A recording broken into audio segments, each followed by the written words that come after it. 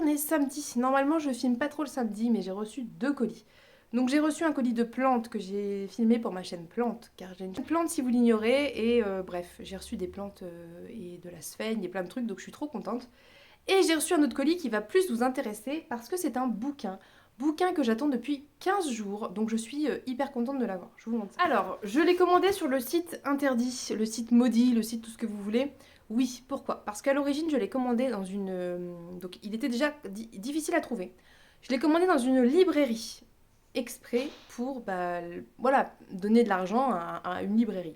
Même si c'est pas une petite librairie de quartier et tout, mais vu qu'il était déjà dur à trouver et qu'apparemment se fournir était compliqué, je l'ai commandé en ligne sur une librairie. Bref, j'ai attendu 15 jours, plus de 15 jours même je crois, que le colis arrive. C'était marqué en cours d'approvisionnement chez l'éditeur. Donc j'étais un petit peu agacée si vous voulez déjà parce que c'était marqué disponible sur le site. Si ça avait été marqué en attente d'approvisionnement, j'aurais pris ailleurs ou j'aurais cherché ailleurs, j'aurais trouvé une solution quoi. J'aurais pris sur une autre librairie. Sauf que ils m'ont fait poireauter 15 jours où ils m'envoyaient des mails en me disant oui, vous inquiétez pas, ça va arriver. Et au bout de 15 jours, je leur ai écrit en disant non, mais c'est quand même pas très sérieux quoi, parce que si vous voulez, j'attends, si ça avait été un cadeau ou quoi, bah, je l'aurais eu dans l'os quoi concrètement. Et surtout sur le site, c'était marqué que c'était dispo. Si ça avait été marqué en cours, je l'aurais pris ou pas, mais j'aurais eu en fait les informations pour faire mon choix de manière éclairée.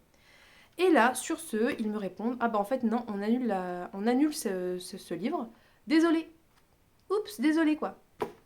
Sauf qu'entre-temps, il était introuvable ailleurs que sur ce site. Donc j'étais un petit peu fâchée si vous voulez. Donc du coup j'avais commandé autre chose sur le site, j'ai dit bah gardez-le, je n'en veux pas, merci, je le trouve ailleurs. Et j'ai commandé celui qui était introuvable partout ailleurs sur le site interdit. Et puis celui de l'autre que j'avais commandé, je vais le commander en fait juste à ma librairie de quartier parce que je sais que celui-là est trouvable. Donc ils vont me le commander, je l'aurai dans la semaine prochaine quoi. Bref, je vous montre ça.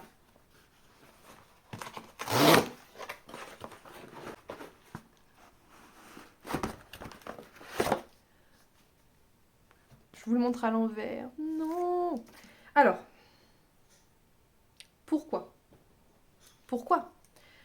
Je n'achète pas, vous savez, j'achète pas énormément de livres et surtout quand j'achète d'occasion, franchement, les 3 quarts du temps. À part exception, je pense que depuis sur octobre, novembre et même avant, mais on va dire depuis que je filme, j'ai pas acheté beaucoup de livres neufs. Hein. J'ai acheté peut-être. Je suis plus sûre, mais je crois que j'ai acheté que le Qui a peur de la mort, il me semble. Et sinon, c'est des livres pas pour moi, en fait, c'est des cadeaux, quoi.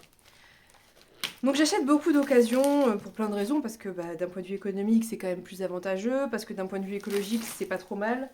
Et puis voilà.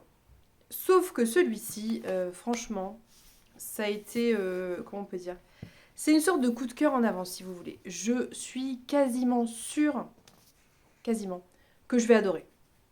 Parce que, en fait, même les points négatifs qui ont été donnés sur Internet concernant ce livre sont des choses qu'en général, j'aime. Voilà, je suis quasiment sûre de l'aimer. Je ne peux pas... quasiment, voilà, je suis quasiment sûre. Donc, tellement beau ça. Bref. Du coup, si vous voulez, je me suis fait ce plaisir. Je me suis dit, bah allez, tant pis, je l'achète neuf. Et puis, au pire, je sais que ça fait partie de ces éditions collector qu'on peut revendre si vraiment j'ai pas aimé, voilà. Je pourrais toujours au pire le revendre, mais à mon avis, je pense que je vais l'aimer. Voilà, c'était mon petit craquage, on va dire, mon petit cadeau de Noël à moi-même. Voilà, bon, j'ai pas trop d'excuses, je m'en cherche, mais j'en ai pas trop. J'avais juste très envie de l'avoir et j'avais très envie de le lire. Et j'avais très envie d'avoir cet objet livre précisément parce que je le trouve magnifique. Franchement, les éditions collector, souvent, je les trouve pas si géniales que ça. Je suis pas fan des illustrations. Les 3 quarts des éditions collector qu'on voit sortir, je les trouve sympas, mais pas ouf, quoi. Mais celle-ci, je la trouve sublime. Donc, voilà, je vais arrêter de me justifier, parce que je fais ce que je veux de mes sous. A priori, je fais ce que je veux, voilà. Bon, bref, du coup, je l'ai acheté, je l'ai reçu, enfin. Et il est dans ma palle du challenge Dévorez-les tous, et je vais le lire avec grand plaisir. J'ai très hâte de m'y mettre. Franchement, il est gros, mais c'est écrit aussi assez gros. ça devrait le faire. Il y a 600 pages, un peu plus de 600 pages. Je pense pas que ce soit si long que ça à lire, franchement. Quand je vois le Prieuré de l'Oranger à côté, non, ça devrait, je pense que ça devrait aller. Voilà. Donc ce livre est absolument sublime. Voilà. Je suis amoureuse de ce livre, très sincèrement. Je trouve que c'est vraiment une très belle édition. Et je suis encore plus fan de la...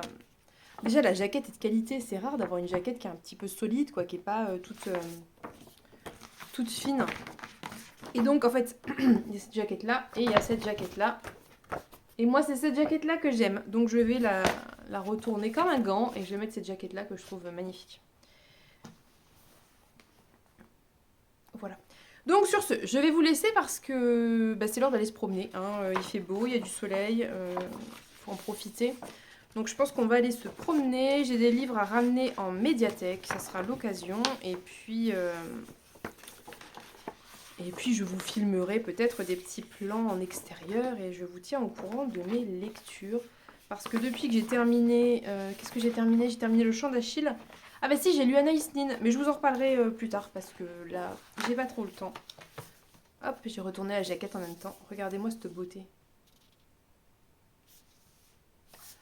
Donc voilà, j'ai terminé la lecture de Anaïs Nin sur la mer des mensonges et je vous en reparle. Je vais ranger tout mon bazar de plantes, tout ça, ma sphaigne, mes bouquins et on se retrouve plus tard, demain ou dans la semaine. À plus tard.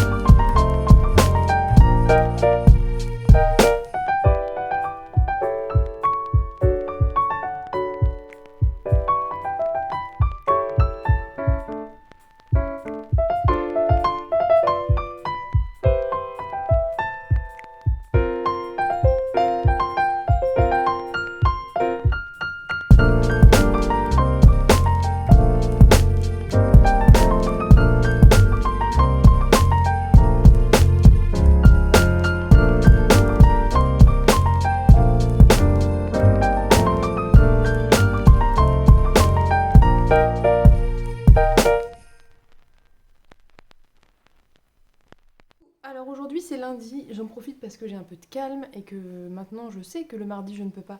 Donc il faut que je me bouge le lundi pour faire les introductions. Donc j'ai déjà fait un plan avant mais je vais quand même bien introduire, d'autant plus que j'ai 2-3 trucs à vous dire. Déjà, pour commencer, cette semaine avec Pénélope, on se fait un petit challenge comme ça, on s'est dit c'était une bonne idée parce qu'elle a du temps pour lire et qu'elle voudrait un petit peu terminer ses challenges. Donc elle a le pumpkin en cours qui va bientôt se terminer. D'ailleurs, oui, c'est le 1er décembre, je crois. Elle a le Cocorico Challenge en cours et le sien en cours. Donc, elle voudrait un petit peu baisser sa pile. Du coup, on s'est dit que c'était l'occasion de se faire un petit ridathon. Donc, on va se lire... l'idée, c'est de se lire en gros un livre par jour pendant 7 jours. En sachant bien évidemment que certains vont prendre 2 jours, que d'autres qui seront plus petits, on va en lire 2 dans la journée. Enfin, voilà. Donc c'est pas vraiment un livre par jour. Mais au bout du compte, il faut qu'on ait, idéalement, 7 livres. Si ce n'est plus, c'est mieux. Et si c'est moins, c'est pas grave. Parce qu'il n'y a pas d'enjeu, il n'y a rien à gagner. Voilà. Donc on a lancé ça un peu sur Insta. Après, suivra qui voudra ou pas. N'hésitez pas à nous suivre sur Insta parce qu'on partage toutes les deux quand même beaucoup, je pense. Et c'est sympa pour échanger. Donc si jamais vous êtes sur Insta et que je vous suis pas, ou voilà, bref, n'hésitez pas à venir. Voilà, donc cette semaine de vlog va être un petit peu commune avec Pénélope puisque du coup je l'ai un petit peu motivée à filmer un vlog parce qu'elle en a fait je crois, mais elle en fait pas trop. Et c'est un peu l'occasion, ça peut être sympa, moi j'aime bien les vlogs, donc je suis contente qu'elle fasse un vlog. Voilà. Sinon, autrement, j'ai lu, je crois que je vous l'avais évoqué, j'ai lu Anaïs Nin ce week-end, donc sur la mer des mensonges. Alors je ne connaissais pas Anaïs Nin si ce n'est de nom bien évidemment, mais pas du tout sa vie ni quoi que ce soit. Ceci étant dit, quand le livre était sorti, ce qui date de... Ouais, il est sorti en 2020. Donc quand il est sorti, il y avait eu pas mal de comme c'est très particulier, je vais vous en reparler après, bref, il y avait eu pas mal d'interviews, je crois, de l'illustratrice, autrice, et même des interviews, ou en tout cas des extraits de prise de parole d'Anaïs Nin. Donc je m'explique pourquoi. Dans Anaïs Nin, en fait, on va suivre la vie d'Anaïs Nin, qui est mariée, enfin en tout cas quand débute l'histoire, elle est mariée, et qui en fait est une autrice, mais qui principalement écrit dans son journal, mais qui voudrait écrire autre chose. On va suivre en fait non pas vraiment ce qu'elle va écrire, mais plutôt sa vie personnelle. Et on se rend vite compte que eh bien, il y a beaucoup de problématiques dans ce livre, enfin dans ce livre, dans la vie d'Anaïs Nin, j'ai envie de dire. Mais bref, en gros, elle a une relation incestueuse avec son père, qui, quand elle était petite, évidemment, n'était pas consentie, c'était une enfant, et qui, une fois qu'elle est adulte, est sûrement sous emprise, parce que son père, qui a disparu de sa vie un certain temps, a une grosse emprise sur elle. Et c'est vraiment, vraiment malaisant, c'est vraiment gênant, bien évidemment. Il est vrai, comme me l'a fait remarquer Marion, il est vrai que ce n'est pas franchement dénoncé dans le livre, et du coup c'est un petit peu gênant. D'autant que si vous voulez, étant donné que c'est un graphique, eh bien il n'y a pas le côté... il n'y a pas le côté réaliste en fait. Et du coup c'est d'autant plus gênant que on peut avoir tendance à oublier que c'est son père. Enfin, je sais pas très bien comment vous expliquer, mais c'est vrai que c'est un peu gênant, quoi. Il y a un peu une romantisation de cette relation extrêmement malsaine entre elle et son père, qui est une relation bien évidemment abusive. Bon, voilà.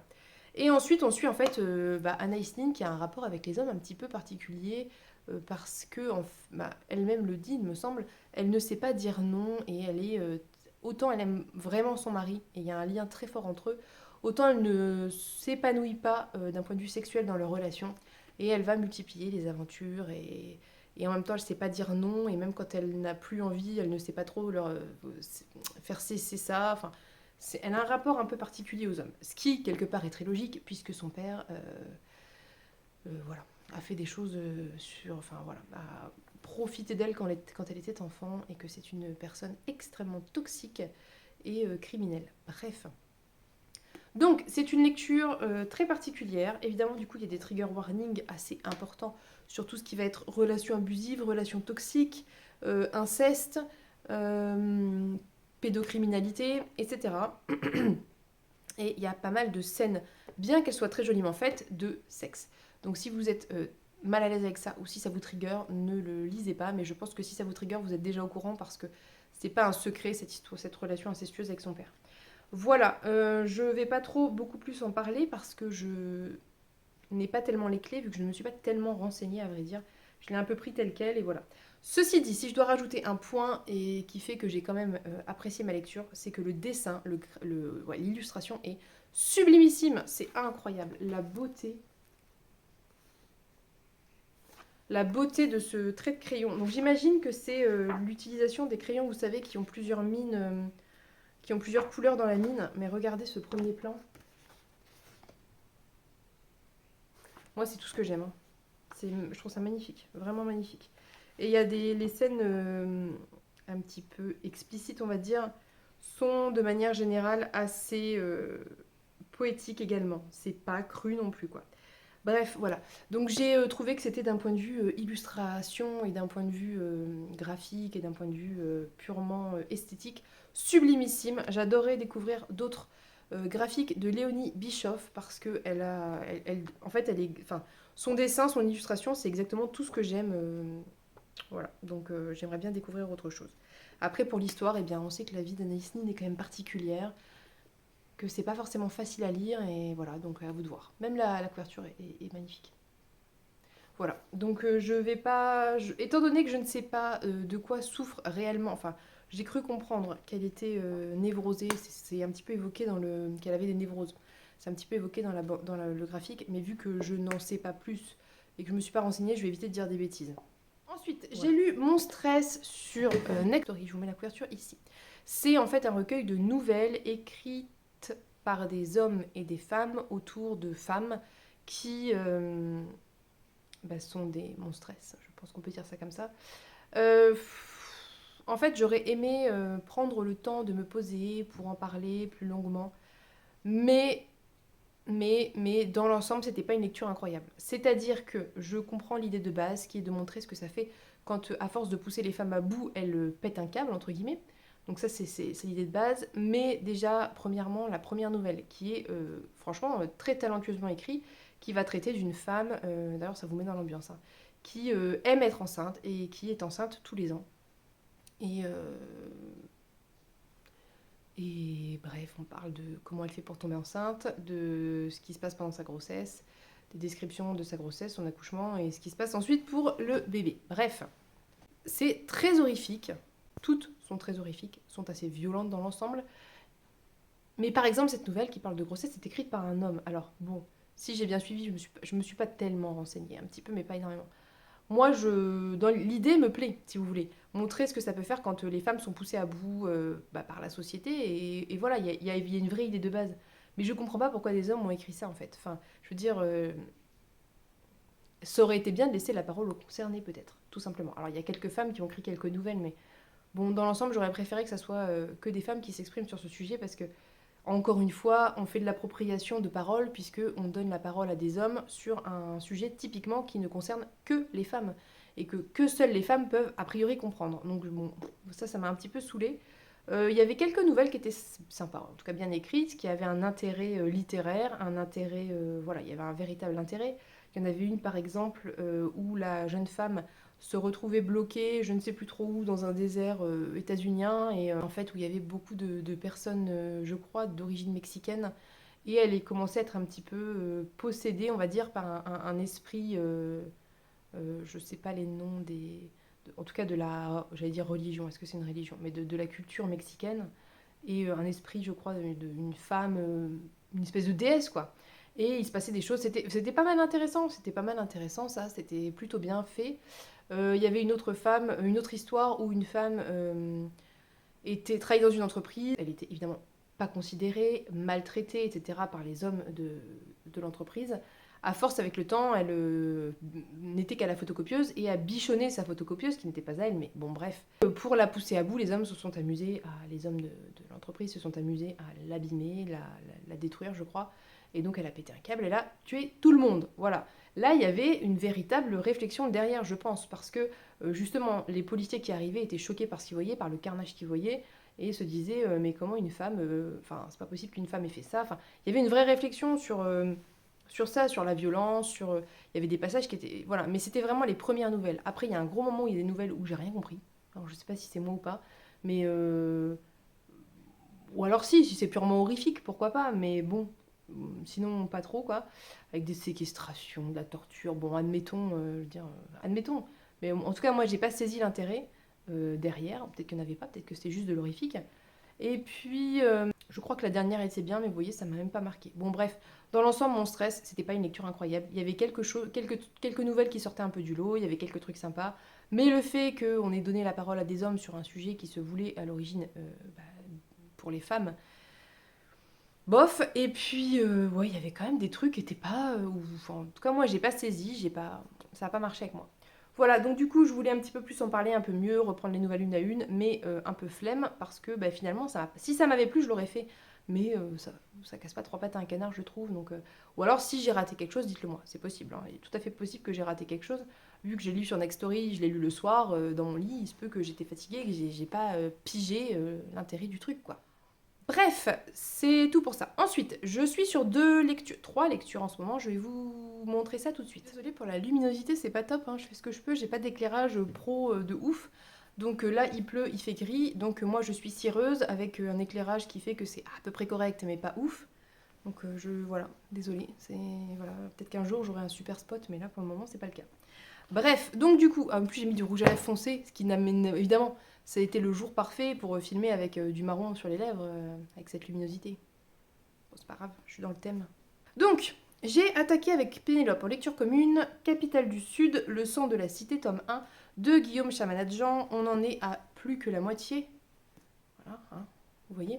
On s'est lu un chapitre par soir parce qu'on était plus ou moins toutes les deux fatiguées et que, effectivement, c'est une lecture qui nécessite d'avoir l'esprit assez clair, je trouve, d'être dedans, de pas être distrait, et donc la fatigue c'est pas top, quoi.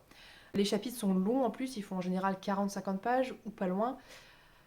Donc, il faut quand même être dedans. Ceci étant dit, avec Pénélope, pour le moment, ce qu'on note... Alors, elle est rentrée beaucoup plus vite dedans que moi. Moi, il m'a fallu, je dirais, 3 chapitres. Alors, j'aimais bien, sinon j'aurais pas continué.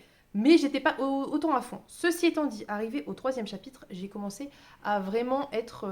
En fait, si vous voulez, quand j'ai lu le 3e chapitre, je me suis dit, ouais, c'est sympa. Enfin, il y avait des trucs que je trouvais sympas, mais pas plus. Et en fait, j'ai réalisé que la journée, je pensais au personnage, je pensais à l'histoire, je me posais des questions sur l'histoire.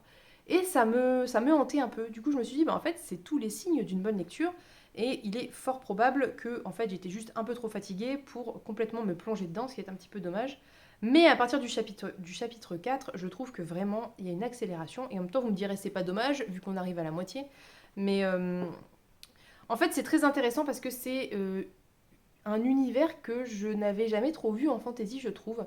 Parce que déjà d'une, on suit principalement des personnages qui ne sont ni des nobles, ni des enfants... Enfin, si, c'est un peu des nobles. Mais c'est particulier en fait, parce que c'est des nobles bourgeois, des nobles qui travaillent. Donc c'est comme si plutôt c'était des bourgeois qui s'étaient donné des titres de noblesse, si vous voulez. C'est un peu bizarre. Bon, bref, peu importe. Mais le narrateur, en tout cas, est un commis. Comment on appelle ça? Un mec qui fait les courses, qui livre, un livreur, quoi, une espèce de livreur, mais c'est un autre nom. Je suis fatiguée, désolée. Et il est vraiment intéressant. Il y a beaucoup d'enjeux qui se... Je ne sais pas vous dire, en fait, l'auteur vous lance plein de trucs comme ça, avec plein de fils à attraper. Vous voyez pas le lien entre tous ces fils. Vous savez qu'il y aura un lien entre tous ces fils, mais du coup, il faut suivre. C'est un petit peu ça qui fait que j'avais un petit peu de mal, c'est que vous sentez qu'il y a plein d'enjeux qui se nouent simultanément et vous voyez pas le lien et vous vous dites mais comment on va faire pour dénouer tout ça. Donc en fait dans cette histoire on suit Nox qui est un jeune homme qui a 16-18 ans, je sais plus trop, et qui donc comment dire, a été trouvé lorsqu'il était enfant enfermé dans une cave, je ne vais pas tout vous donner les détails, hein, avec sa sœur jumelle et qui était séquestrée dans cette cave, qui a été libéré par un seigneur qui était venu conquérir le château et en gros maintenant il eh bien, a un peu ses entrées au château parce que bah, il est un petit peu connu, mais lui comment dire, ce qu'il fait dans la vie c'est livrer des choses. Il travaille pour un marchand de vin. Il travaille, qui d'ailleurs est épicerie fine en fait. Et du coup, il connaît super bien la ville, il connaît un peu tout le monde dans son quartier. Enfin voilà, c'est ce genre de personnage-là. Comment vous parler de l'intrigue? Parce qu'il y en a 15, c'est compliqué. Si vous voulez, il va... Ouais, non, franchement, c'est compliqué. Je vois pas très bien comment vous parler de l'intrigue. J'essaierai de vous en reparler peut-être quand je l'aurai lu et que ça sera plus clair dans mon esprit pour vous ne pas lancer justement tous ces fils et que ça soit, voilà, que ça soit le désordre et ne vous lancer que les fils importants quand j'aurai fini ce tome, peut-être que ce sera plus clair pour moi. Toujours est-il qu'il se retrouve dans plein d'histoires en parallèle, en rapport avec la bouffe, en rapport avec le vin. C'est assez drôle d'ailleurs, c'est ça qui fait que c'est très original aussi. En rapport avec son seigneur, en rapport avec... dont il est assez proche, hein, attention, il n'y a pas des... Les liens sont pas... comment dire, les écarts entre les classes sociales sont pas hyper marqués, en tout cas dans la maison dans laquelle lui il est, dans d'autres peut-être que si. Et puis on voit qu'il y a des intérêts, il y a des, comment dire, des conflits entre les maisons, donc tout se passe dans une même ville avec des quartiers, enfin c'est séparé par quartier, chaque quartier a un petit peu son duc, enfin voilà, et puis son doce. Un petit peu, vous voyez, c'est un petit côté comme ça, Venise si vous voulez, c'est un petit côté Venise, un petit côté méditerranéen comme disait Pénélope. Bon bref, c'est compliqué à résumer, j'ai peur de dire des bêtises, mais tout ce que je peux vous dire c'est que tous les personnages sont intéressants. Je n'ai pas croisé pour le moment un personnage où je me dis ouais bof. Tous les personnages vous donnent envie, vous sentez qu'il y a du mystère partout, vous sentez que vous allez être surpris, en tout cas je l'espère parce que moi c'est comme ça que je le ressens. Et on sent que c'est le gros bazar et que ça va pas s'améliorer. Et surtout on se rend compte quand on arrive à plus de la moitié du bouquin et que finalement rien n'a été, ne serait-ce qu'un minimum avant, en tout cas la quête n'a pas du tout avancé. Vous vous dites qu'il y a intérêt d'avoir le tome 2 sous le coude parce que on va finir sur un truc... un truc qui fait mal, hein, vous voyez, quand vous fermez un livre et que vous n'avez pas la suite, là. Bah, ce genre-là. Bref.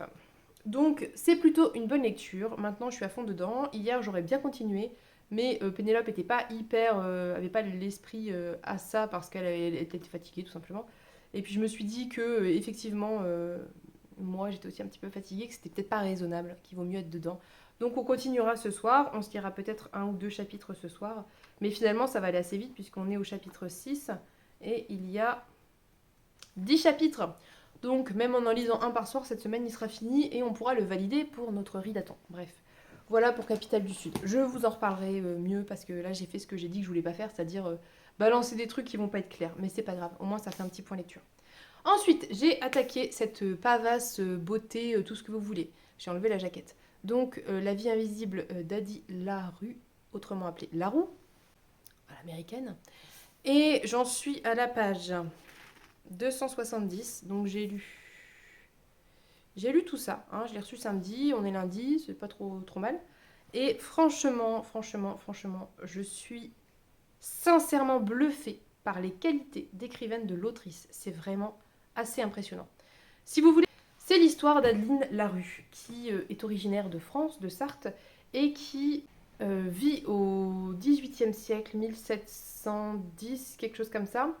Et en fait, son seul objectif dans la vie, c'est de ne pas finir comme ses copines qu'elle voit eh bien, se marier, avoir des enfants et se flétrir, surtout au XVIIIe siècle. Voilà, et sans parler du risque, de mort en couche, quoi. Donc elle ne veut pas ça, donc elle fait tout pour essayer à tout prix de passer à côté. Elle fréquente une vieille femme qui s'appelle Estelle, qui est un petit peu en marge, un peu une sorcière, comme on pourrait dire, parce qu'elle prie les anciens dieux, qu'elle est considérée comme hérétique, bien évidemment, mais personne ne l'ennuie trop, c'est une vieille dame. Et elle la fréquente pas mal, et Estelle lui parle des anciens dieux et du nouveau dieu, et voilà, tout ça. Bref, il y a toute cette ambiance mystique qui se met. Et à un moment donné, à 24 ans je crois, on lui dit qu'elle va devoir épouser je ne sais plus comment il s'appelle, parce qu'il a perdu sa femme, qu'il a 2 ou 3 enfants, et que c'est son devoir de femme d'élever ses enfants, et d'en avoir d'autres éventuellement. Et là, Adi, en fait, va chercher une solution. Elle va aller le jour du mariage, aller prier dans la forêt les anciens dieux. Et Estelle l'avait prévenu qu'il ne fallait surtout pas qu'elle prie la nuit, parce que les dieux qui répondaient la nuit étaient pas des gentils dieux. Et en fait, elle ne s'est pas rendue compte que sa prière avait duré trop longtemps. Elle a prié la nuit. C'est le dieu des ténèbres qui vient pour eh bien, réaliser son souhait. Et elle demande d'être libre, d'avoir du temps. Et que fait-il en échange de son âme quand elle en aurait assez? Et que fait-il du coup? Il fait en sorte qu'elle est totalement disparue de toutes les mémoires. Donc ses parents ne la reconnaissent pas, personne ne la reconnaît. Et le pire finalement, c'est qu'elle ne peut même pas reconstruire sa vie, puisque à partir du moment où vous l'avez face à vous, si vous vous éloignez de 5 pas, le temps de faire 5-6 pas, peut-être 1 minute, eh bien elle a disparu de votre mémoire. Donc elle vit dans un oubli perpétuel, et à chaque fois qu'elle rencontre quelqu'un, si la personne lui tourne le dos, la personne l'oublie. Donc c'est un petit peu compliqué si vous voulez pour elle. Donc Adi est obligée de quitter son village, hein, forcément, et puis elle décide de partir, de voyager, etc. Et donc on la suit à la fois à ce moment-là de sa vie, et les premières années en fait de son immortalité, et en parallèle en 2014 où elle est à New York et où eh bien, elle survit si vous voulez. Je vais pas trop en dire, hein, mais c'est en fait ce que je trouve génial. Et l'histoire de base fait que c'est dur à écrire. C'est-à-dire que vous devez être cohérent, vous pouvez pas ne pas être cohérent.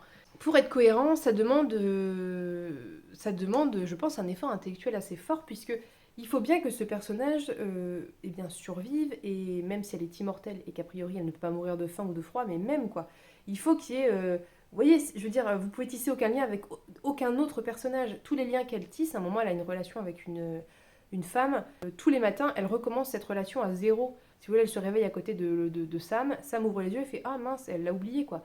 Donc elle doit recommencer, pour elle la relation dure 2 mois, pour l'autre personne c'est tous les jours une nouvelle relation quoi. Et bref, et en plus de ça elle ne peut pas écrire, elle ne peut pas dessiner, en fait elle n'a le droit de laisser aucune trace, voilà concrètement. Et je trouve que c'est hyper bien mené, c'est hyper bien tenu parce que c'est cohérent de bout en bout et qu'il n'y a aucun moment où on se dit mais là ça va pas là. Et c'est même tellement bien mené, en fait, je trouve, que a dit les premières années de son immortalité, de son oubli, en fait, eh bien, elle dit elle-même qu'elle passe son temps à chercher les limites, à explorer les limites, et de sa malédiction, en fait. Donc, ce qu'elle peut faire, ce qu'elle peut pas faire, comment elle peut essayer de filouter pour faire certaines choses. Et c'est hyper intéressant. Sincèrement, c'est très intéressant. Par exemple, elle dit qu'elle a le droit, donc elle peut pas...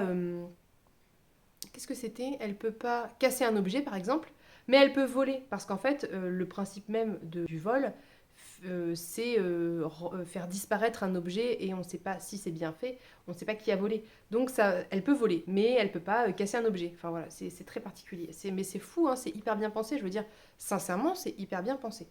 Et oui, je voulais ajouter en plus de ça que non seulement l'histoire se tient et bien pensée, Mais en plus, l'écriture de l'autrice est un délice, hein, mais c'est merveilleux. Et surtout, la traduction est incroyable parce que c'est, je trouve, enfin après je l'ai pas lu en VO, mais je pense, en tout cas vu comment je le lis et que c'est agréable, c'est bien traduit. Et il me semble que Nina Quill avait dit que c'était bien traduit parce qu'elle avait les deux et qu'elle avait comparé et que c'était hyper bien traduit. Je vais vous donner quelques exemples pour que vous compreniez ce que je veux dire parce que je pense que c'est le genre de choses qu'on ressent à la lecture mais dont on n'a pas forcément l'analyse. Moi, je l'ai vu parce que j'ai fait 5 ans de fac de lettres, donc même si j'ai un peu perdu, faut pas se mentir, il y a des trucs que je vois quand même. Donc je vais vite fait vous en donner parce que c'est hyper intéressant. On trouve beaucoup de figures de style, on trouve beaucoup de métaphores, on trouve beaucoup de constructions en miroir des phrases qui donnent vraiment, qui appuient cet effet. Par exemple, j'ai noté page 63. Alors, je vais vous donner un exemple concret. Je crois que j'avais mis un post-it, oui, parce que c'était tellement beau que je l'avais post-ité, chose que je ne fais plus jamais depuis bien longtemps. Bref, par exemple, donc c'est au début, ça ne spoile pas grand-chose, enfin du moins même rien, puisque je viens de vous en parler. Donc, tu finiras par aimer ton mari, déclare-t-il, donc son père, mais ses promesses résonnent comme un souhait plutôt qu'une promesse. Tu feras une bonne épouse, ajoute sa mère, et les siennes sont plus un ordre qu'un souhait. Vous voyez ce genre de construction qui est toute simple, entre guillemets, mais qui fait que c'est poétique, que c'est beau, que ça a du sens. Par exemple, là, on sent que les parents n'ont pas la même façon de voir les choses, mais qu'ils sont tous les deux accordés sur le fait qu'il faut qu'elles se marient. Vous voyez, ces constructions qui font que tout le texte met un peu tout le monde versus a dit. Et c'est pas ouvertement dit, et ça n'a pas besoin parce que c'est fait par la construction et la structure de l'œuvre. C'est fou, moi je trouve ça génial. Autre exemple qui était très poétique, il y a des anaphores, beaucoup d'anaphores. Donc les anaphores, c'est quand une phrase commence par le même mot. Donc ça, c'est typiquement, une figure de style de poésie, hein. Adieu les longs voyages en bateau vers de lointaines contrées. Adieu ciels étrangers. Adieu la vie loin de Villon. Adieu la vie tout court, sauf si. Adeline, vous voyez, adieu, adieu, adieu, Adeline. Bon alors, ça peut paraître bête, mais moi, mon petit cœur de littéraire est convaincu parce que je trouve souvent, même s'il y a des choses très bien écrites, qu'on manque de poésie en littérature populaire en fait. Enfin, je sais pas. Je trouve ça assez incroyable, je trouve ça très beau. Ensuite, on a une autre phrase. Le dehors, le sentier dessine une ligne sombre, droite et étroite jusqu'à la place du village. À son extrémité l'attend l'église, pâle et rigide comme une pierre tombale. Une fois entrée, jamais Adeline n'en ressortira. Elle le sait. Vous voyez, là, il y a une métaphore sur Pierre Tombal, donc le fait d'être enterré, d'être mort, et sur le fait qu'une fois qu'on est rentré dans l'église et qu'on est marié, eh bien, on ne se sort plus du mariage, c'est fini. Enfin, je veux dire, c'est pour la vie, surtout au XVIIIe siècle. Et il y a aussi quelque chose qui fait penser à et elle va en reparler un petit peu plus tard, cette immortalité qu'elle a, et qui fait que quand on est immortel, la seule peur qu'on a, c'est d'être enterré. Parce que quand on est enterré, eh bien, vu qu'elle peut pas mourir de faim, ni de... Ouais, elle peut pas mourir, en fait. Donc, mis à part si peut-être elle est blessée, et encore je suis même pas sûre, mais soit. Du coup, le fait d'être enterré, tout ça, ça va être des grosses angoisses pour elle par la suite. Mais vous voyez, voilà, tout est comme ça, et c'est beau. Voilà. Pareil, quand elle sort de chez elle en robe de mariée, c'est écrit. C'est écrit. Elle apparaît sur le seuil en tenue de deuil. Vous voyez, ça c'est pareil. Elle apparaît sur le seuil en tenue de deuil. C'est magnifique. Enfin, je veux dire, non, je sais pas. Bref, je vais pas plus m'étendre sur tout l'aspect poétique parce que c'est beaucoup ça. Et c'est surtout beaucoup ça d'ailleurs, je trouve, dans l'époque du 18e plus que dans le présent. Ceci dit, dans le présent, il y a plein de comparaisons hyper intelligentes et pareil, qui font des rappels à ce qu'est a dit, etc. Typiquement, elle parle de New York qui, à chaque fois qu'elle se retourne, change et qu'elle découvre de nouvelles choses. Et à chaque fois qu'elle a le dos tourné, elle a l'impression que la ville a changé et qu'il y a un nouveau truc à découvrir. Et bah, ça fait référence un peu à elle et ce qu'elle vit, quoi. Donc voilà, bref, à partir de la deuxième partie qui intervient, je sais plus très bien quand. Moi j'en suis à la partie 3, donc vous voyez, il y a une deuxième partie assez rapidement. On va avoir un peu un nouveau point de vue à certains moments. Évidemment, qui est un personnage important dans la vie d'Adi, mais je ne vais pas plus vous en dire. Et puis voilà, bon bref.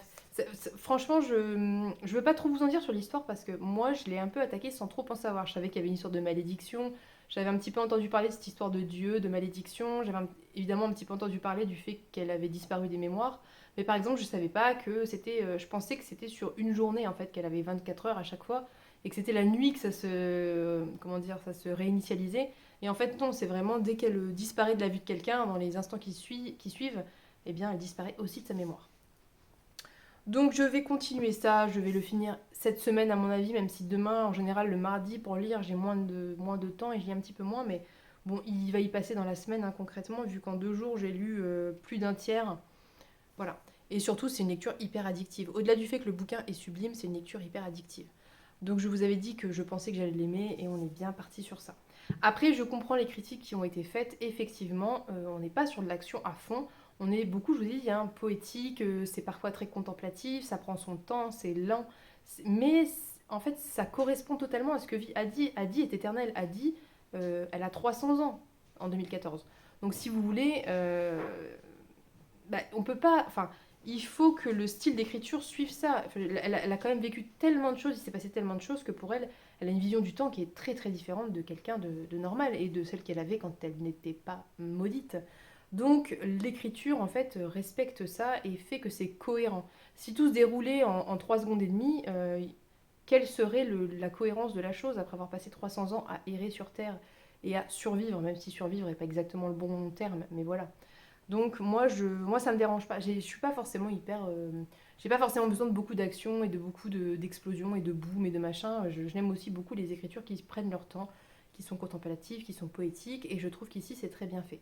Je n'avais jamais lu de Willy Schwab avant, mais je sais que j'avais vu pas mal de recommandations sur d'autres œuvres passées de l'autrice, notamment de la part de Pepper Palace. Donc je savais qu'a priori j'allais aimer, hein, parce qu'en général, les Lipper Palace parlent, je les aime et j'ai beaucoup de goût en commun avec elles.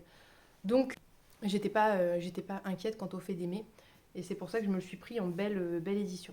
Je lui remettrai quand même sa jaquette une fois que je l'aurai lu, histoire de le protéger un petit peu, parce que ça serait dommage de l'abîmer, parce qu'il est vraiment. Vous voyez, j'ai déjà. Ça, c'est le problème des belles éditions, hein. Là, il y a une goutte d'eau et ça a un peu déteint le, ça a un nom, ça, quand on colore la tranche, je sais plus. Bon, bref, peu importe. Voilà pour le point lecture du jour. Je vais essayer de vous faire des points lecture assez réguliers, puisque vu qu'avec Pénélope, on va toutes les deux vloguer et qu'on va un petit peu lire ensemble, même si on va pas lire les mêmes choses, je vais essayer d'être plus régulière sur les points. Du coup, le vlog va sûrement faire 1 h 30, mais bon, voilà, tant pis. Je vais maintenant vous laisser, je vais faire ce que j'ai à faire, éventuellement un petit peu plus tard dans la journée me remettre à lire La vie invisible d'Adi Larue. Ah si, autre chose, j'ai commencé Rose éternelle sur Nextory, que j'ai inclus dans mon challenge, je vous ai fait la vidéo pâle du challenge Dévorez-les tous, et j'avais mis Rose éternelle dedans pour réécriture de conte.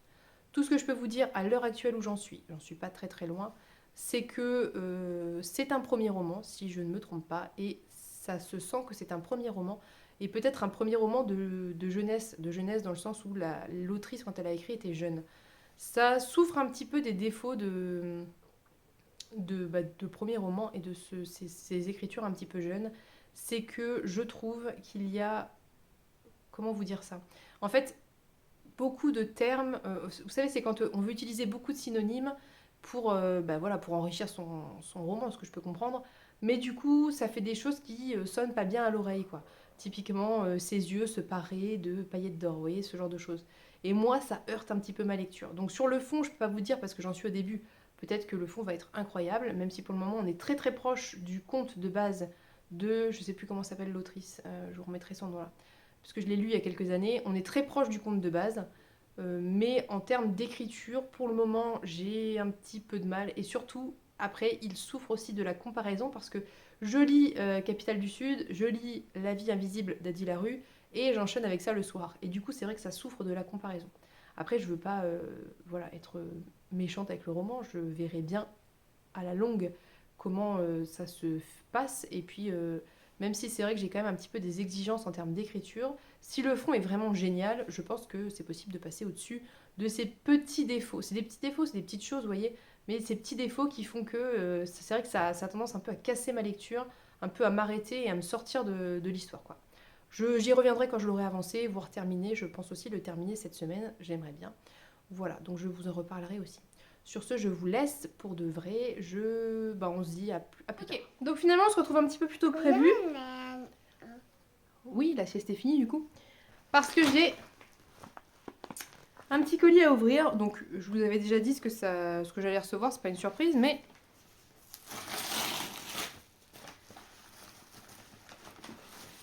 Alors, j'ai commandé La Voix des Oracles d'Estelle Faye, c'est le tome 2.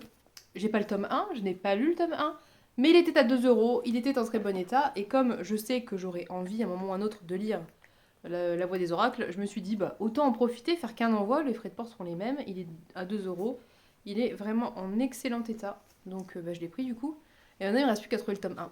Et j'ai commandé Le Roi des Fauves. J'ai commandé Le Roi des Fauves d'Aurélie Wellenstein, dont je ne vais pas lire le résumé pour me laisser la surprise. Et donc il me manque... il était à 2 euros aussi, voilà pourquoi je l'ai commandé. Et en fait, je crois que je vous avais dit que j'avais commandé Les Loups Chantants, mais en fait, c'est pas du tout Les Loups Chantants que j'avais commandé, c'est Le Roi des Fauves. Il faut que je me procure Les Loups Chantants, mais je vais le chercher également d'occasion. Et je pense que je vais me chercher tous les Aurélie Wellenstein d'occasion, a priori. Mais voilà, du coup, pour 4 euros, j'ai eu deux très beaux bouquins de chez Scrinéo dans un franchement excellent état. Vraiment excellent état. On dirait qu'ils sont neufs. Voilà, concrètement. On dirait même pas qu'ils ont été lus. Maman. Par si ils sont tachés dedans, mais voilà. Donc, voilà, j'ai reçu ces deux bouquins. Du coup, Le Roi des Fauves, vu que je n'en sais absolument rien, que je n'ai pas lu le résumé, je pense que je vais le caser dans une des catégories du Cold Winter, qui est calendrier de l'Avent. Oui, 2 secondes. Je vais le caser dans le calendrier de l'Avent. Ah, ah, ah. Sur ce, je vais vous laisser parce que j'ai un petit enfant un petit peu impatient. Non, tu touches pas. Tu fais un bisou, maman? Je vais vous laisser, je vous ai juste montré mon ouverture de colis, donc on se retrouve plus tard ou demain, ou quand je pourrai. Non, demain, franchement, demain sûr, puisque je vais vous faire un point lecture, mais peut-être aujourd'hui si j'avance, ou je sais pas, on verra. À plus tard.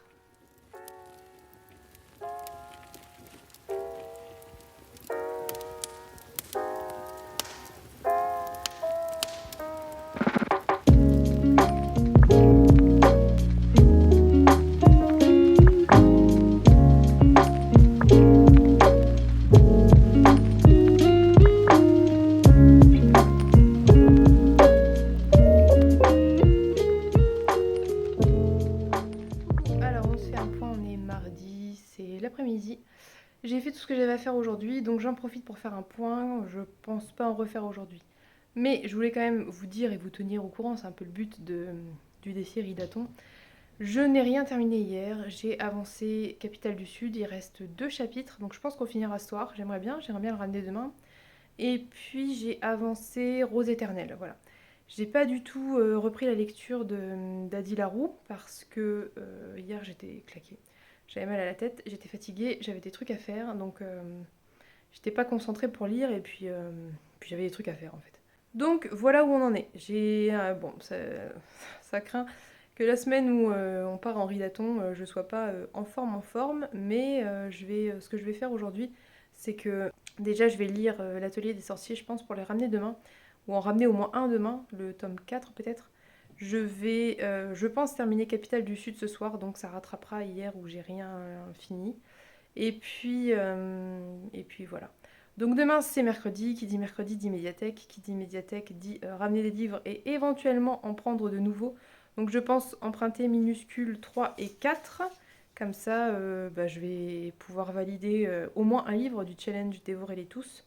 Enfin 2 avec Capitale du Sud si on a terminé ce soir. Voilà. Rien de spécial pour aujourd'hui, c'est...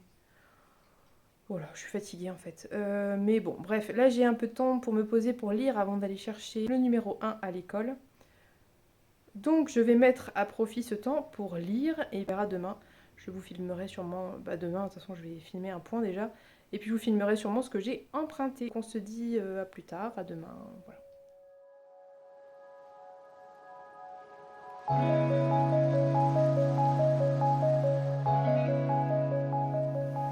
C'est l'heure du point lecture du mercredi parce que je suis en plein tournage de vidéo comme vous pouvez le voir à la pile derrière moi. Donc c'est le moment de parler de ce que j'ai lu hier. Donc hier j'ai lu l'atelier des sorciers 3 et 4 qui étaient très chouettes tous les deux. Je vais pas trop en parler parce qu'on avance dans l'intrigue et que je ne vois pas l'intérêt de spoiler un manga, c'est quand même un peu dommage.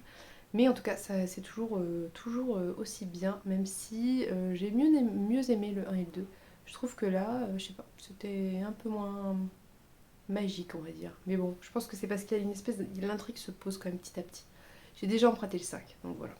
Et j'ai terminé surtout Capitale du Sud avec Pénélope et c'était trop bien, franchement c'était trop bien. C'est, comme dit Pénélope, à très juste titre, le type met 300 pages ou 350 pages à te construire un univers et 50 pages à tout défoncer. Ah voilà, hein, en gros on est sur ce genre de truc où à la fin, à la fin du bouquin tu te dis mais pourquoi? Pourquoi tu fais ça? Voilà, bon, bref, vous verrez bien, je ne vous en dirai pas plus, ce n'est pas un spoil, je n'ai rien dit, si ce n'est que vous allez être surpris et c'est le but je crois. Donc c'était une excellente lecture, j'ai déjà emprunté le tome 2 que je veux lire très vite parce que j'adore profiter d'être dans les bonnes vibes. Vous savez, quand vous avez lu un tome 1, que c'est trop bien et que vous êtes à fond dedans, je trouve que c'est vraiment le moment idéal pour enchaîner parce que vous êtes dans cette envie, dans ce truc, et que des fois quand on laisse passer ce moment, après quand on reprend, c'est plus aussi... Voilà. C'est un peu dommage je trouve, mais bon bref, on verra, j'ai bien envie de le faire, j'ai commencé avec Pénélope, donc j'ai envie de le continuer avec Pénélope, et donc il faut qu'on s'accorde sur nos agendas, voilà. Et puis, c'est déjà pas mal. Je n'ai pas du tout avancé à Dilarue, à mon grand regret, mais déjà hier c'était une grosse journée. J'ai réussi à finir un bouquin de manga, c'est pas trop mal. Et puis par contre, j'ai avancé sur Rose Éternelle. Mon avis n'a pas changé depuis hier. Voilà.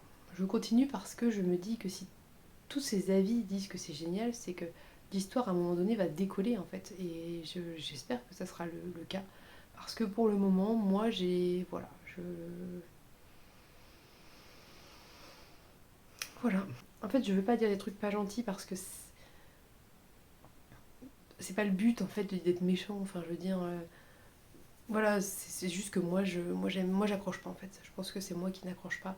Je trouve des défauts qui, moi, me dérangent alors qu'il y a d'autres défauts qui me dérangent pas dans certains bouquins. Enfin, ça c'est vraiment propre à chacun. Là, les défauts qu'il y a dans ce bouquin-là, moi, me dérangent en tant que lectrice. Donc, je continue parce que j'ai espoir que ça s'améliore. Je n'exclus pas de peut-être lire le tome 2 un jour parce que je pense qu'il y a beaucoup d'écart d'âge entre les deux écritures enfin entre l'âge de l'autrice quand elle a commencé le 1 et l'âge de l'autrice quand elle a fait le 2 et que je pense que ça se joue peut-être à ça en fait, à l'âge au moment de l'écriture. Je sais pas, on verra. Donc, en tout cas, toujours est-il que j'ai emprunté tout ça, que je vous ai filmé tout ça, donc vous verrez ça dans une vidéo plus ou moins prochainement a priori, je pense la semaine prochaine. Du coup, j'ai emprunté, ça je peux vous le montrer, D'or et d'oreiller de Flore Vesco ce matin à la médiathèque et je l'ai déjà commencé. Et je n'ai qu'une envie, c'est d'aller le lire. Donc là, ça fait peut-être 1 heure que je tourne. Voilà, je crois qu'il est temps que je retourne à Flore Vesco. Parce que, en fait, je pense que je vais les acheter, sincèrement. Lui et Mirella, c'est sûr, je vais les acheter parce que déjà, ils sont beaux. Et au-delà du fait qu'ils soient beaux, hein, concrètement, mais je veux dire, ça ne gâche rien au plaisir. Hein, c'est génial. Enfin, j'adore l'écriture de l'autrice. Je vous en parle je vous en parle dans le vidéo haul, mais j'adore l'écriture de l'autrice. Je trouve qu'elle a une écriture qui est juste, qui est simple, qui est en même temps élégante, qui a juste ce niveau de vocabulaire qui fait que on n'est pas dans, on est au-dessus en fait, on est un petit peu au-dessus, on est dans du vocabulaire quand même assez élevé, mais toujours compréhensible, toujours bien tourné, toujours voilà, donc là on en revient à ce que je disais avant sur les défauts que j'aime pas et qui passent pas chez moi, c'est que moi j'ai quand même besoin d'un minimum au niveau de l'écriture et plus l'écriture est juste et mieux ça va passer, même si l'histoire est peut-être un peu moins bien. J'ai plus de facilité à passer à bien aimer un livre où l'histoire est pas incroyable mais où l'écriture est bonne qu'à bien aimer un livre où l'écriture n'est pas bonne mais l'histoire est incroyable. Et voilà. Mais en tout cas, je dis pas que l'histoire n'est pas incroyable. Je trouve ça génial. Les réécritures de contes de Flore Vesco, moi je les trouve géniales parce qu'elles sont différentes des réécritures de contes, je trouve qu'on voit passer en général. Parce que il y a une volonté de Flore Vesco de faire passer certaines valeurs, notamment par rapport au féminisme, par rapport à la société, que je trouve excellente et que j'adore. Voilà, je vous en reparlerai quand je l'aurai lu, je pense que c'est mieux, je pense que ce vlog va faire encore 4h40. Je suis désolée, on fait comme on peut. J'ai tellement hâte de voir le vlog de Pénélope. J'ai trop hâte, franchement, ça va être trop bien. Et puis, du coup, on n'a rien à lire ce soir. Enfin si, on a plein de trucs à lire toutes les deux, mais rien en commun, je veux dire. Ça fait bizarre.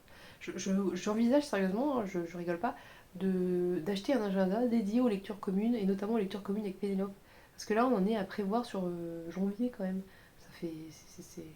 voilà, on en a déjà 2 qu'il faut qu'on case. Plus après le swap, ça va être costaud tout ça.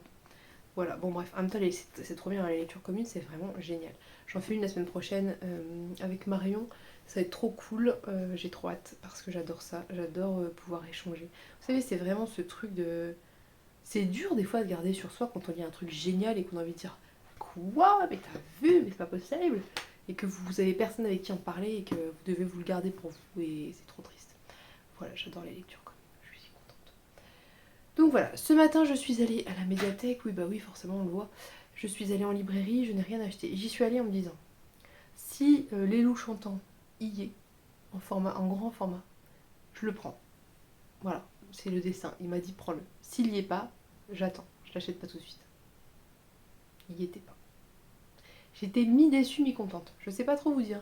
J'étais, tu vois, parce que d'un côté je me dis, j'en ai pas besoin dans l'immédiat, j'ai assez de livres à lire.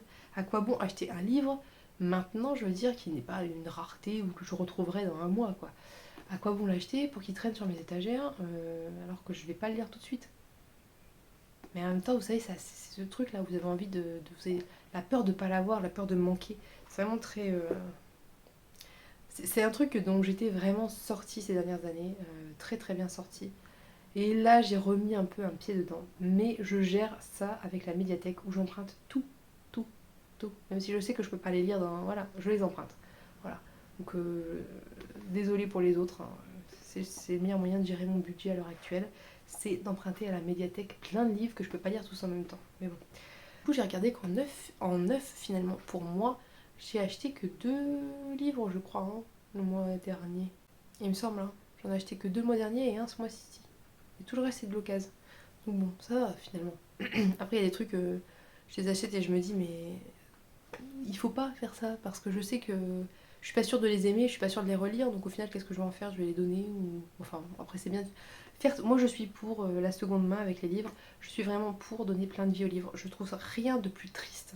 Désolée pour tous ceux qui font ça, et je l'ai fait longtemps, mais je trouve rien de plus triste que d'acheter un livre, de le lire, de le mettre dans sa bibliothèque et de ne plus jamais le toucher. Je trouve ça trop triste. Genre, moi, les livres que je garde, a priori, jusqu'à présent, c'est parce que je les relis. Je sais que je vais les relire. Et que je vais les relire plus d'une fois. Sinon, je les donne. Je crois que le pire, en termes de tristesse, c'est acheter un livre, le mettre dans sa bibliothèque, ne jamais le lire et ne plus jamais le toucher. Je crois que là, on atteint le... Bref. Mais c'est pas un jugement sur ce qu'on fait ou ce qu'on fait pas. C'est que je trouve ça vraiment triste. Mais ça veut pas dire que je juge les gens qui font ça. Il n'y a pas de souci. Hein. Je veux dire... c'est comme ça, et puis c'est un peu aussi la vie de l'objet livre. Mais c'est pour ça que j'adore la médiathèque, parce que les livres, ils tournent, ils ont une vraie vie, quoi. C'est génial. C'est pour ça que j'adore l'occasion, parce que les livres, on les achète à quelqu'un qui les a lus, qui les a peut-être lui-même achetés d'occasion avant. Peut-être qu'on va les redonner ou les revendre. Enfin, j'adore ça, cette idée de faire tourner les livres. Et c'est très paradoxal, parce que je déteste prêter mes livres. Sincèrement, je déteste ça. Je crois que je le fais pas d'ailleurs, je le fais plus, hein, sauf avec ma mère parce qu'elle déteste ça aussi. Du coup, comme toutes les deux on déteste ça, on sait qu'on va pas l'abîmer et qu'on va se le rendre. Mais sinon, je déteste prêter mes livres. C'est vraiment ça m'arrache le cœur quoi. C'est quand on me dit tu peux me prêter ça et que j'ose pas dire non. C'est après j'y pense, ça me tourne dans la tête, je pense à mon bouquin en me disant oh là là, il est pas chez moi, il est où? Qu'est-ce qu'il fait? Comment il va? Je vous jure, ça me tourne dans la tête quoi. C'est un truc de fou. Je déteste prêter mes livres. Et le pire, c'est prêter mes livres si je ne l'ai même pas lu moi-même. Alors là, bon bref. Bah, dites-moi, tiens, tenez, dites-moi si vous avez aussi ces trucs un peu bêtes comme ça, de lecteurs, genre des trucs que vous détestez, que vous supportez pas, ou qui vous agacent, ou que sais-je. C'est plutôt rigolo. Voilà, donc tout ça pour dire que je viens de parler 10 minutes pour rien dire, mais après c'est un vlog, donc c'est pas plus mal. Comme ça je raconte ma vie un peu aussi. Bon, bah je vais aller lire hein, maintenant, c'est bon, j'ai fait tout ce que j'avais à faire. Je vais aller lire Flore Vesco.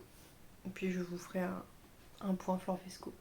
Et si je le lis aujourd'hui, je peux valider un livre pour mon ridaton. Franchement, c'est faisable. Il n'était pas du tout dans ma palle, c'est ça qui est bien. Si je valide les livres qui sont pas dans ma palle.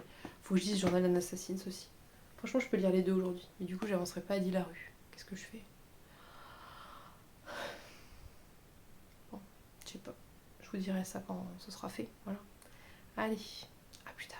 Coucou, alors je suis désolée pour le cadre pourri, je suis désolée pour la lumière pourrie, mais il faut que je filme ce point maintenant parce que je pense pas que je pourrai après. Donc si je peux après, je referai un plan, c'est pas grave. mais au cas où je ne puisse pas, ça sera cette qualité pas géniale, je suis désolée. Je voulais vous faire un point sur ma lecture d'hier, qui est, hop, D'or et d'oreiller de Flore Vesco, voilà, qui est très très beau. Je suis désolée, ouais, la qualité on voit rien. Donc je l'ai lu hier dans la journée, je l'ai emprunté hier et je l'ai enchaîné parce que c'était une excellente lecture. Donc, qu'est-ce que je peux vous dire sur D'or et d'oreiller? C'est une réécriture de la princesse au petit pois, là, l'histoire où la princesse sent le petit pois sous 10 matelas, là, bref, voilà. C'est un peu impertinent, c'est extrêmement bien écrit.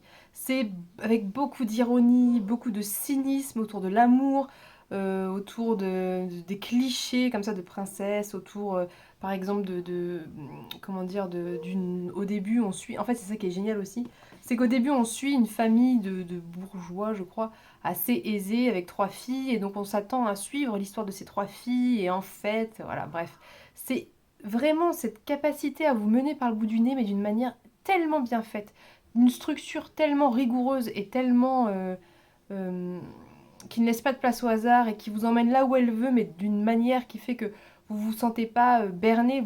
C'est juste, vous voyez, ce petit goût un peu piquant comme ça. Bref, c'est génial. J'adore l'écriture de Flore Vesco. Je n'ai qu'une envie, c'est qu'elle en écrive plein d'autres et plein de réécritures de contes parce que c'est génial.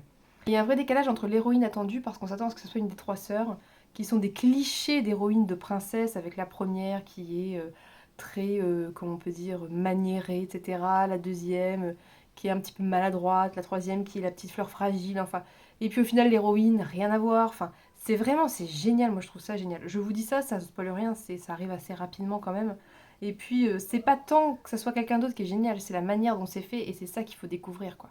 On a des petites interventions du narrateur à certains moments qui revient sur des points passés ou qui vous fait des petits clins d'œil, voilà, qui coupe un petit peu le récit, qui s'adresse à vous. Et ça, c'est vraiment des procédés, comment dire, des procédés d'écriture que j'adore.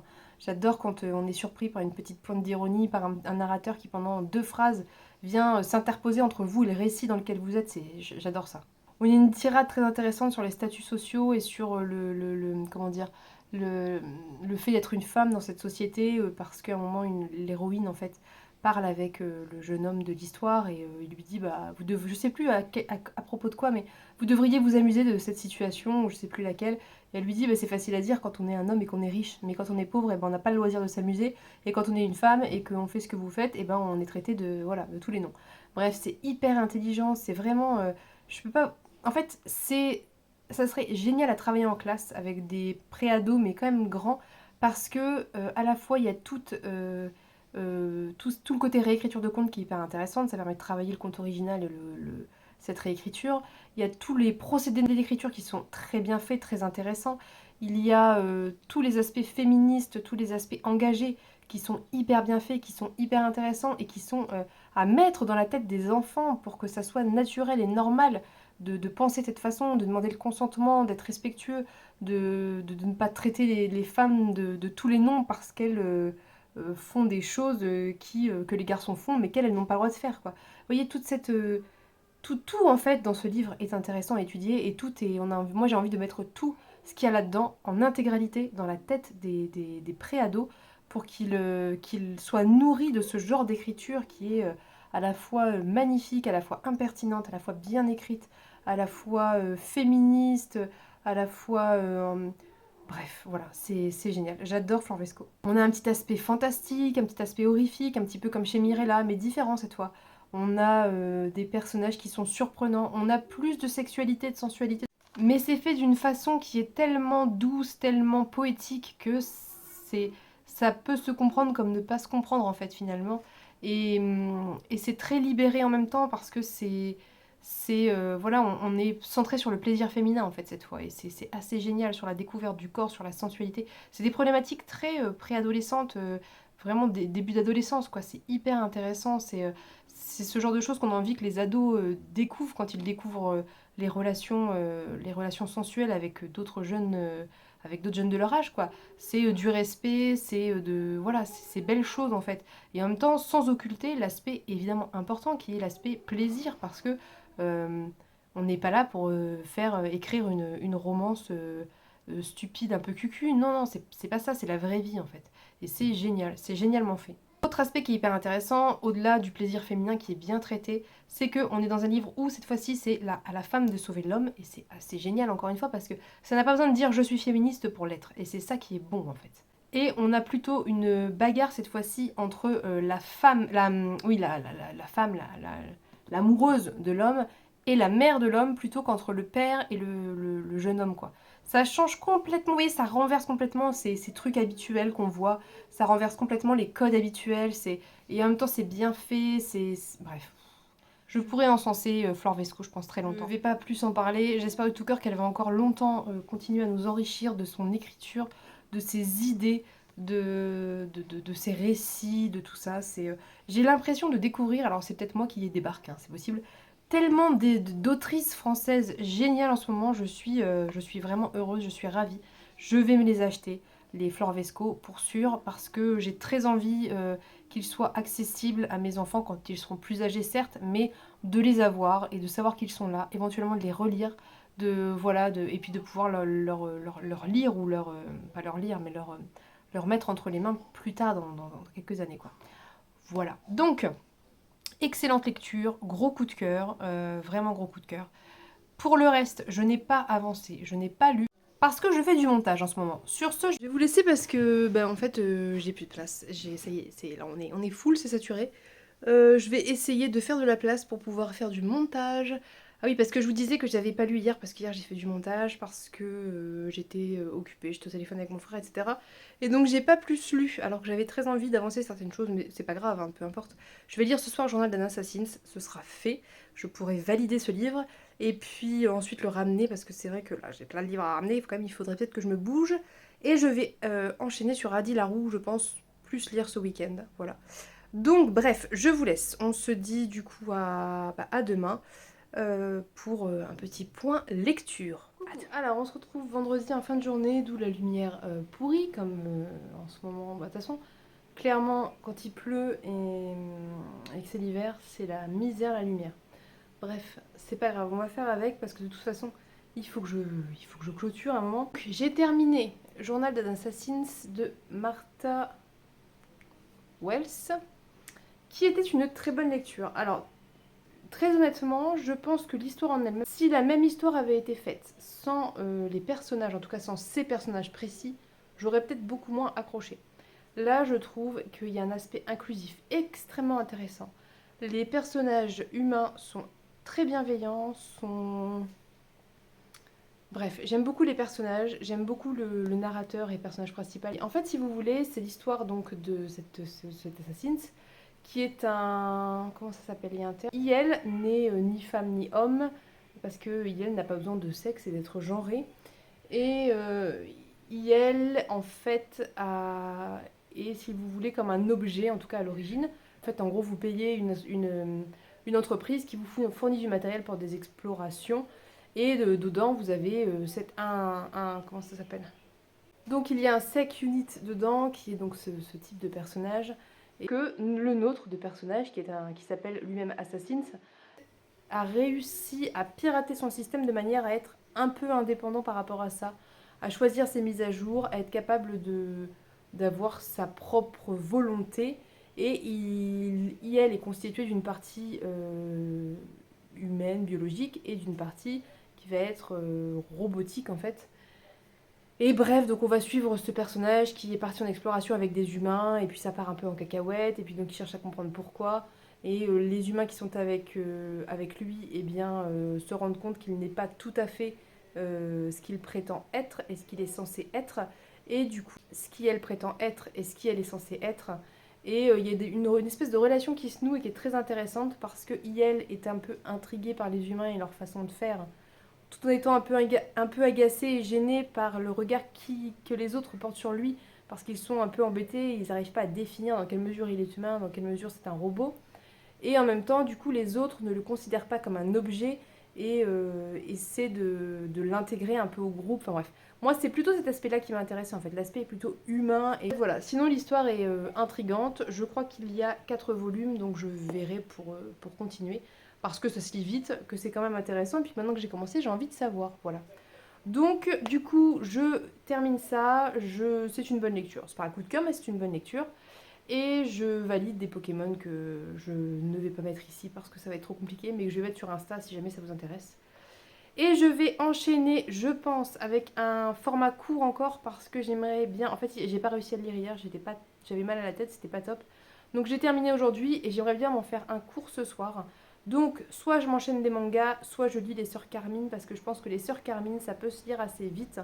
Là, il faudrait que sur les quelques jours qui restent du ridaton, je parvienne à trouver des formats assez courts pour eh bien, valider mon challenge, avancer dans mes lectures, rendre les livres qui ne sont pas à moi, ou en partie en tout cas. Donc je pense que là, pour terminer le challenge, je vais me lire Les Sœurs Carmine et puis les mangas. Et puis déjà, ça sera pas mal, on verra. Peut-être que je vais aussi inclure le livre des heures parce que je pense qu'il se lit vite aussi. Et puis voilà. Et puis après, c'est la semaine prochaine, je suis en lecture commune avec Marion sur ce gros bébé-là. Et aussi enfin milieu fin de semaine, en lecture commune avec Pénélope sur QChiel normalement. Donc on a de quoi faire pour la semaine prochaine. Je vais maintenant vous laisser. Puis je pense que c'est vraiment assez long comme ça. Il faut savoir s'arrêter un moment. Donc je vous souhaite un bon week-end, une bonne semaine. Et je vous dis à mercredi. Bye bye.